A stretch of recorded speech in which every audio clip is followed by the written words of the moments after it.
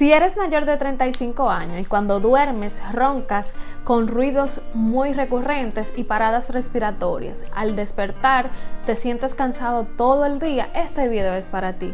Y es que probablemente estás desarrollando apnea obstructiva del sueño, donde tenemos una obstrucción de tus vías respiratorias o tu vía aérea, lo cual tiende a aumentar triglicéridos, colesterol, desarrollar hipertensión a edad temprana y consecuentemente problemas cardiovasculares graves.